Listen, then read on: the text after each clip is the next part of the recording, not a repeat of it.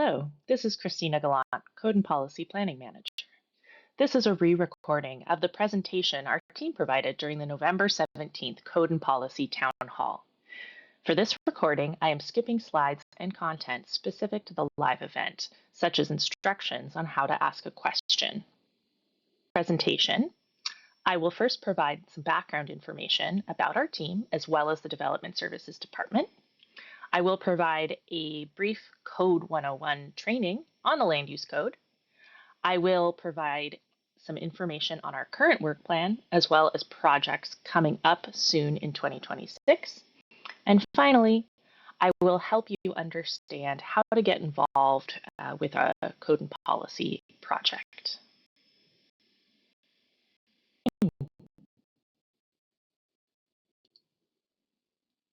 Code and Policy team is part of the Development Services Department.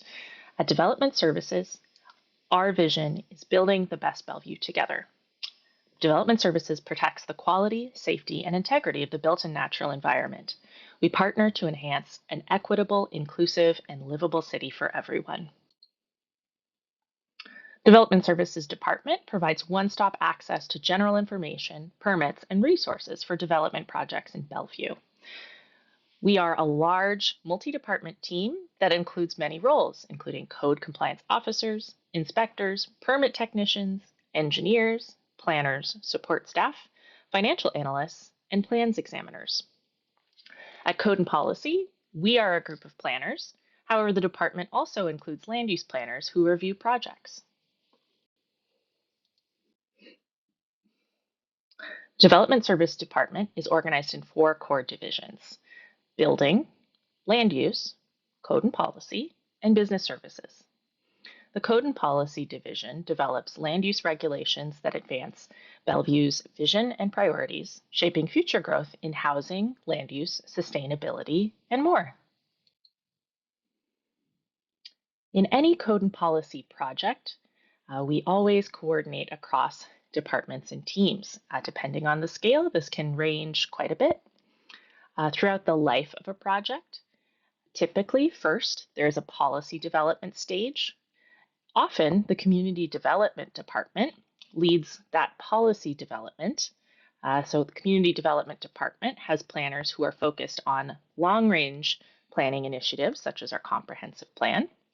As the policy is developed, the Code and Policy team helps support and think about implementation early. As the project proceeds, and in the graphic shown on this slide, you can think of time as moving to the right across this image. So early on, policy development is composing the vast majority of the work with a little bit of thinking on code development.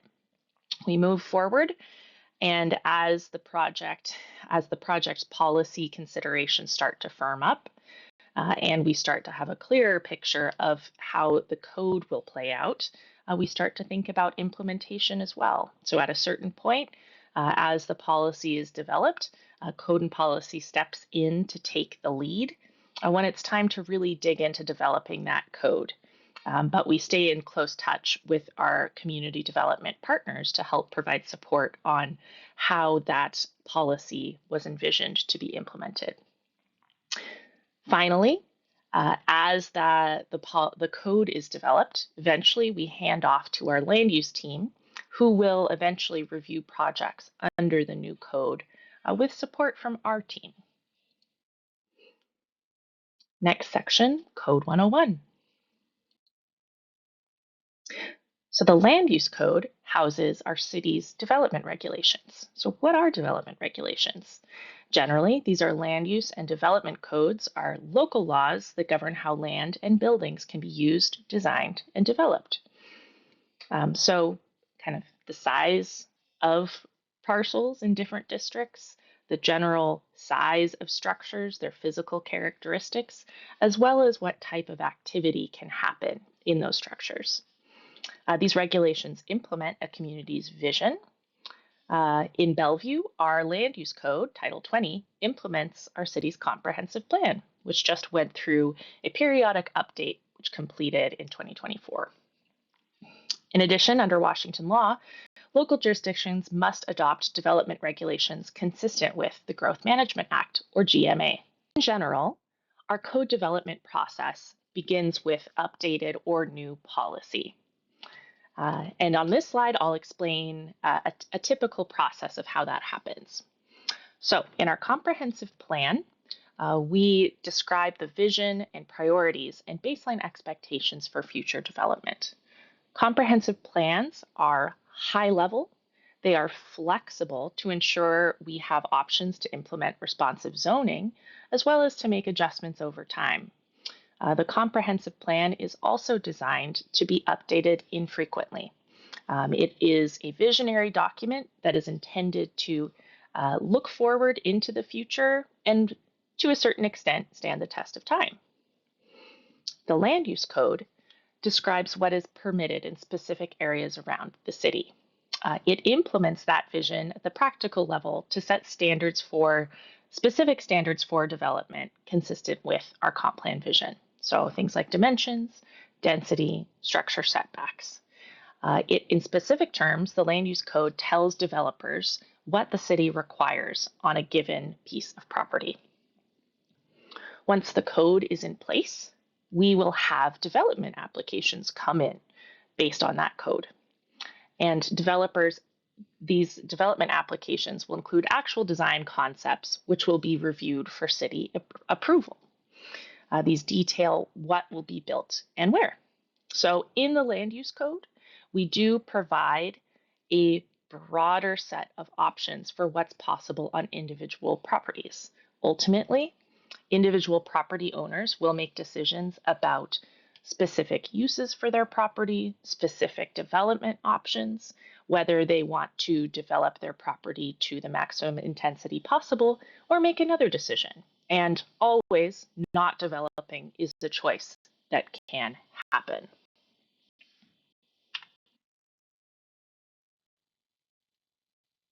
An example of how a policy has been translated into the Land Use Code. We recently updated the vision for the Wilburton area. And so one policy, which speaks to the transit-oriented development district within Wilburton, states to allow for the tallest buildings along Interstate 405 and around the Grand Connection, transitioning down in height toward the east. The image on this slide is a sample from our future land use map, which exists in the comprehensive plan. The future land use map defines future land use districts, which apply throughout the city, and also provides descriptions of those districts and what will be expected there. So here we're saying generally geographically that we will have taller buildings near 405. So in this image, that's the dark purple urban core district is where we see those tallest buildings. And then moving to the east, we move through high-rise mixed use, mid-rise residential mixed use, down to single-family districts further to the east. So the policy here provides general guidance on building height. It also provides us with geographic guidance on where those districts will be applied. However, we'll note that policy does not get into detail on specific numbers, such as what the tallest building heights would be, how much they would transition down, etc.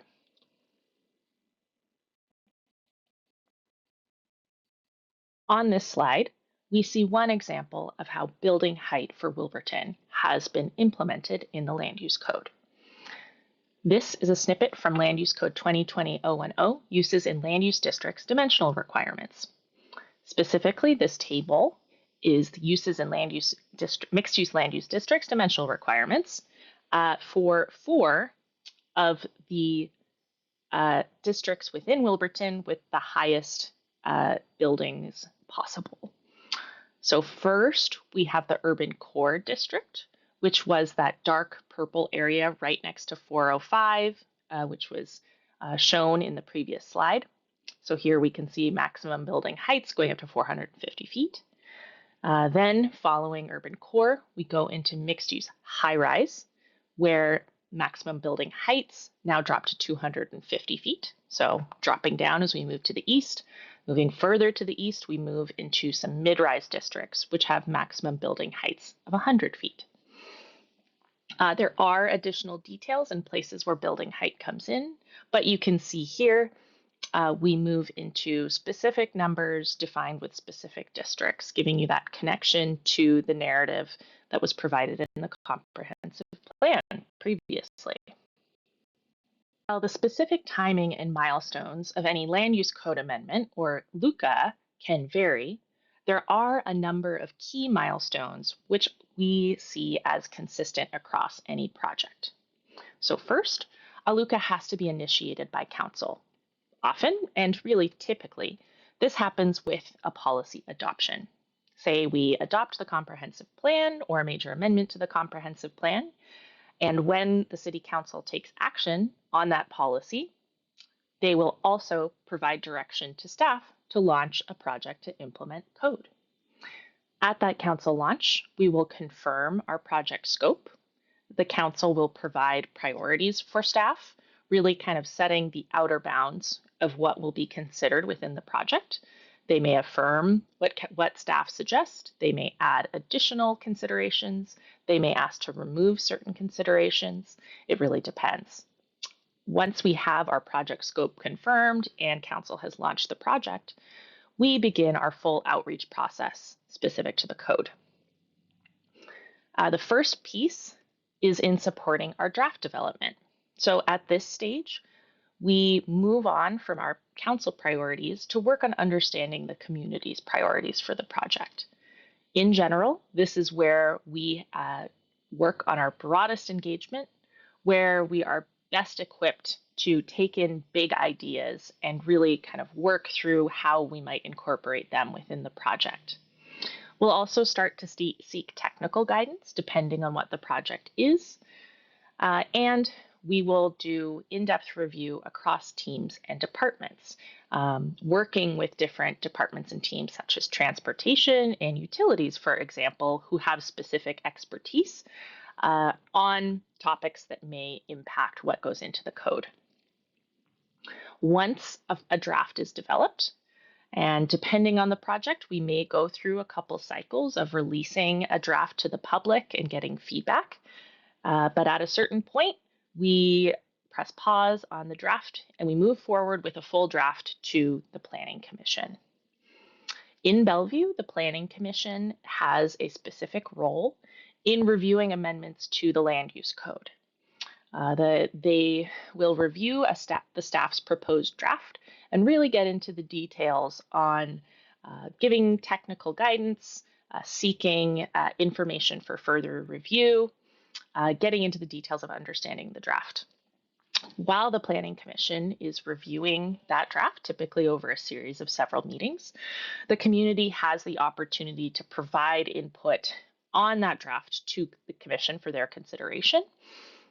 During comment periods at meetings, through providing comment directly to the Planning Commission over email, and also in a public hearing, which in most projects takes place with the Planning Commission.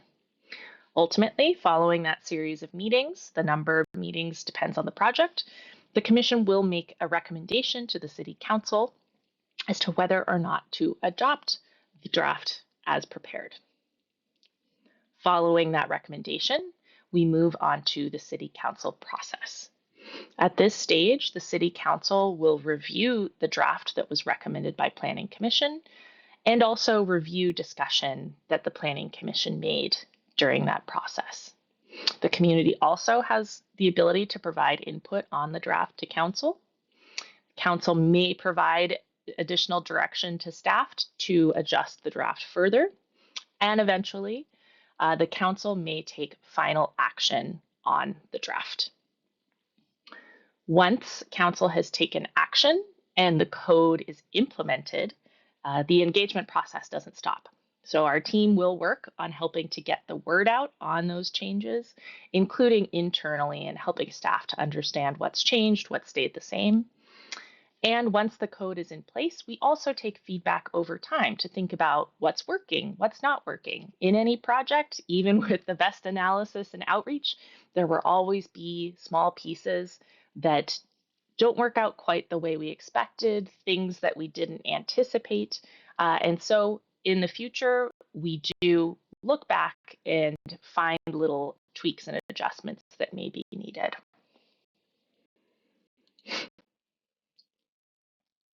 So finally, in summary, a few of the major items that you can find in our land use code. So the land use code divides the city into land use districts or zones, as they're more commonly referred to. The city is divided into zones by general use, so residential, commercial, industrial, mixed use. Each specific zone allows certain uses and sets restrictions. The code also has dimensional and design standards for each district, including rules for height, setbacks, lot size, and landscaping requirements. We have regulations for specific uses in specific districts. Depending on the districts, some uses will be allowed outright. Others may need special approval, such as conditional uses or variances. The code also provides procedures and information on permitting, including how applications are reviewed, when public notice is required, and appeal rights. Finally, the code also includes provisions for special and overlay districts. These are regulations for sensitive areas, including critical areas in the shoreline overlay, as well as areas in our growth corridor, including downtown, Bellred, and Wilburton. Our work plan. To understand how our team's work plan is developed and approved. At the City of Bellevue, we have a process called the Land Use Planning Initiatives Work Plan, or LUPI. This work plan includes projects which span across the Community Development and Development Services departments, and are projects which include both policy and code components. This work plan is established every 2 years by Council. It advances Council priorities, responds to city needs, and staff have additional criteria for considering projects for inclusion on this work plan.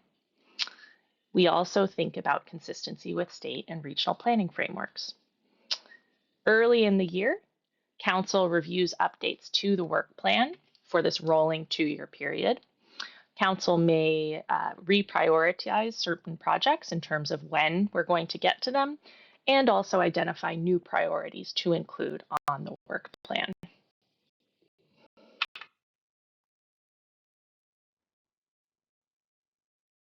So far in 2025, our team has finished a number of land use code amendment projects, several of these driven by recent state legislation. First, we finished the permit streamlining LUCA, implementing SB 5290. We finished the objective design LUCA, implementing HB 1293. We adopted the existing building redevelopment LUCA, the Wilburton Vision Implementation LUCA, and finally, the Middle Housing LUCA, implementing House Bill 1110. Provide an overview of our current work in progress. These projects are grouped in terms of the level of influence and engagement opportunity remaining in the project. While the public is always encouraged to engage with any of our work, some of these projects may have very limited scope due to state requirements or are very close to action, while others may have much more opportunity available. We provide this guidance just to give the members of the public an idea of where their limited time may be most impactful. So first up, we have a few projects which are working off of year-end deadlines. So we would characterize these as having a fairly limited influence opportunity. First up, we are in the middle of our critical area ordinance update. We are required to update our critical area ordinance every 10 years. And we are on track for this to be adopted by the end of the year. We have one council meeting remaining in December. At the end of the presentation, I will provide a list of upcoming council and planning commission dates for your reference. The co-living housing LUCA is also working off of a year-end deadline. This is implementing HB 1998. For this project, we are working on strict compliance implementation with the state requirements. So we have been working off of a compressed city council process, and we will have a public hearing with the city council coming up in December.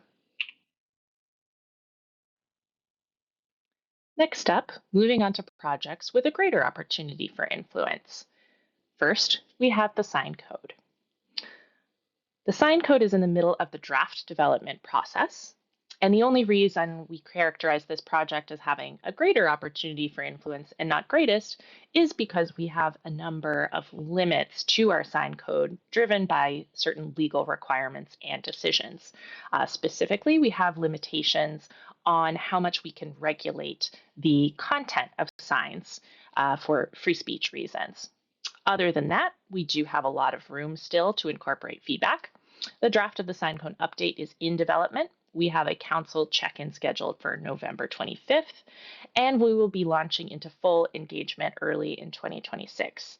This council check-in in November will be focused on looking back on the substantial engagement that's taken place on this project over the spring and summer, and checking in on the scope before staff wraps up the draft. Next up, we have the Housing Opportunities in Mixed Use Areas, or HOMA LUCA. The HOMA LUCA has already gone through a number of Planning Commission study sessions. This project is looking at ways to increase capacity for housing development, and particularly affordable housing development, in mixed-use areas around the city. The map on this slide shows the areas that are in the scope for the HOMA project. Again, the Planning Commission review is underway, and we have a public hearing on HOMA coming up December 10th. Now moving into our project, which has the greatest opportunity to influence at this stage, the Bel-Red Look Forward. The Bel-Red Code was first adopted in 2009, and from the beginning, we planned to look back on that code. With this project, we will be revisiting that existing code to better align with our refreshed vision and new opportunities in the district. Staff are developing a draft and planning to release a public draft in late December. Following the draft release, we will have another round of engagement on that draft before moving forward to Planning Commission engagement in 2026. So we look forward to hearing what you think on the draft. We will now shift towards projects which are scheduled to launch early in 2026. These projects have not yet been initiated by Council, but are on the work plan, so we can provide a little background on what we anticipate to be in the scope and what general level of engagement we anticipate can be expected with each project. However, ultimately, Council could provide additional guidance which could shape the scope and engagement of all of these projects once they're initiated. First up, the Parking Reform LUCA. This will be implementing SB 5184. This state legislation drives a number of updates to our minimum parking requirements. These updates will include circumstances where we may not require any parking of development projects, or a cap is imposed on the requirement. It is important to note here that developments can still choose to provide more parking, and typically we do see projects make their own decisions about what parking level makes the most sense for their project and its use, and this legislation will not change that. We are anticipating a robust engagement level with this project. So while we do have impacts, limits on the impacts to our recommendations, just driven by how much direct guidance we have from the state legislation, we do know that this is a topic that can be of concern to the community, and so we will be focused on getting out broad information to all interested stakeholders. Next up, we will be launching an omnibus land use code amendment as well as city code amendment. Our team does periodic cleanup updates to our code, as noted before on the life cycle slide. We do find little issues as we adopt code, or just areas of common confusion, maybe even errors that we like to address. In years past, we have done more restricted cleanups that are really just focused on clear errors, clear inadvertent areas of conflict, that sort of thing. But we can kind of miss out on some opportunities to address other issues which are more substantial, non-controversial, but which don't really have a home in other code projects. So with this omnibus for the first time, we are going to be taking a more expansive view to think about other opportunities for improvement in the code, with an eye that anything that becomes particularly controversial is not appropriate for this update. So the engagement level we're anticipating to be light, just because it is a cleanup in nature. We are designing the scope to be things that we feel do not need wide consultation, but we will still be focused on informing the community and seeking any red flags with our recommendation, with the mind that anything that's a red flag is not appropriate for this project and likely needs further engagement and analysis. We will also be focused on gathering technical expertise on that scope, including coordinating internally.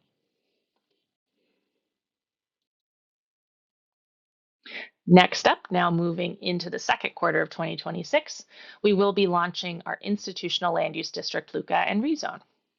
The recently updated comprehensive plan introduced an institutional designation.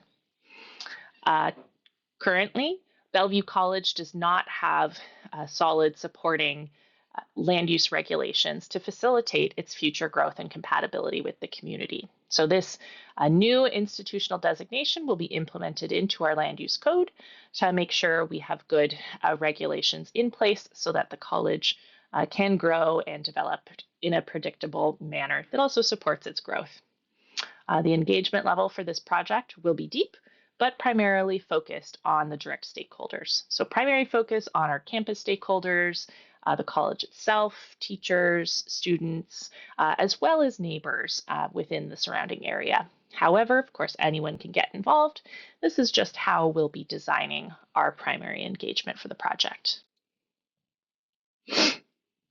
Also in the second quarter of next year, this is another project that has been driven by our recent comp plan update. We'll be implementing a new high-density residential designation.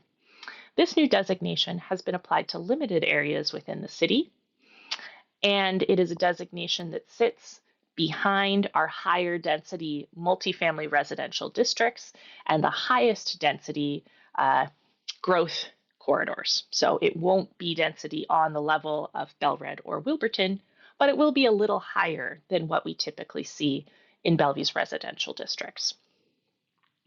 In addition, we will also be looking at and considering updates to our existing planned unit development process to better support housing development. Planned unit developments are developments that make it possible for projects to go through additional flexibility and review in exchange for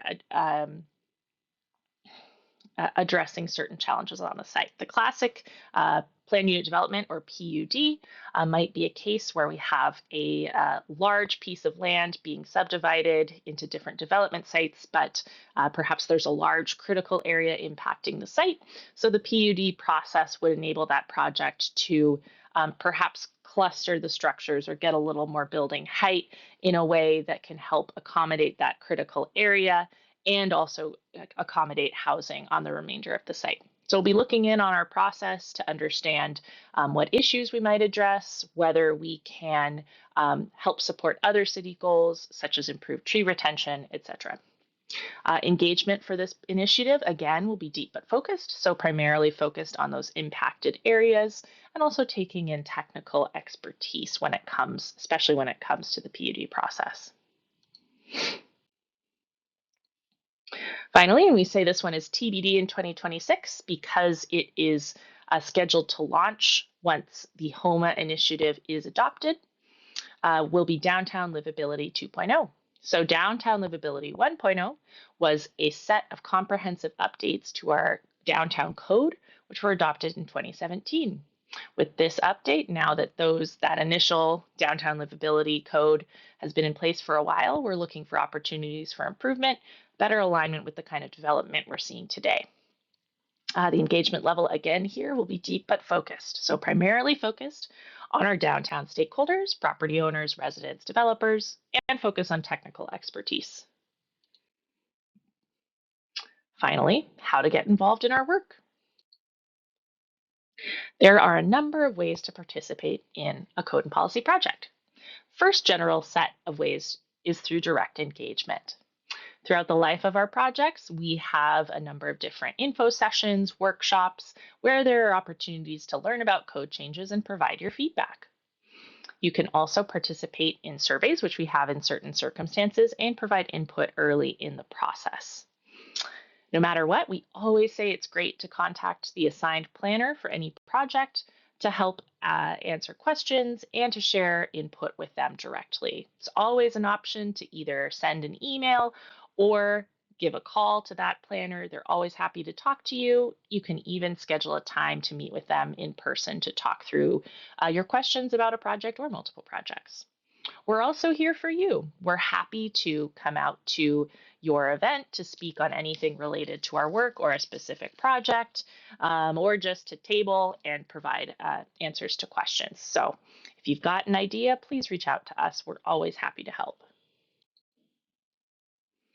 Next up, we're moving into ways you can participate in the formal legislative process. So first is through our Planning Commission meetings. We really encourage the public to get involved at the Planning Commission level because this is where we really get into the details. The Planning Commission reviews and recommends changes to the Land Use Code to the City Council. The Commission meets the second and fourth Wednesday of every month at 6:30 p.m. These meetings are open to the public. You can attend in person or remotely, and you can provide comment orally. Again, either in person or remotely. The meetings are held over Zoom, or in writing, either email or a letter if you're feeling a little old school. Next step in the legislative process is the City Council. Final decisions on land use code amendments are made by the City Council. The Council meets the first 4 Tuesdays of every month at 6 p.m. These meetings are open to the public. Again, you can attend in person or remotely over Zoom. You can provide comment orally, again, either in person or via Zoom, or in writing, again, either email or by letter. And we understand that these meetings can be a little intimidating if it's a new process to you. So couple thoughts on how to think about, what do I say? So if you have specific feedback, be as specific as you can. But when in doubt, just keep it short and genuine. Nobody's expecting you to be an expert, but your perspective is still valuable. And that's what both the Commission and the Council really wants to hear. With that in mind, personal anecdotes and stories are always welcome and help provide great context for these decisions. Finally, don't forget to share support when there's something going on that you really like. The Council and Commission often hear overwhelmingly from people who don't like a project, and that doesn't always give the full picture of how people feel about an option. Another idea to note is to simply watch these meetings, see what kinds of comments people are giving, and that can give you ideas and inspiration for how to approach either the council or commission. So to stay informed on an ongoing basis, you can always visit the Code Amendment webpage for updates on specific projects, links to our meetings and project pages, and future comment opportunities. So the link is here on the page. You can see a screenshot of our webpage. And a new option we do have available is a dedicated mailing list. This mailing list covers both policy and code projects. So you'll be hearing from CD and DS. And the arrow on this page points to the button on our webpage where you can sign up for updates. So definitely recommend doing that if you're interested in our work. Again, the assigned code and policy planner for any project is your go-to contact for questions and information. When in doubt, you can always contact myself, Christina Gallant, or Nick Whipple, Code and Policy Director, as well as really any code and policy planner. We're always happy to help. Thanks so much for your time in reviewing this presentation. On this slide, you can see a list of upcoming opportunities to engage. We will be providing specific dates early in the year soon. And again, You're always encouraged to check out the Code Amendments webpage for more information. Thank you so much.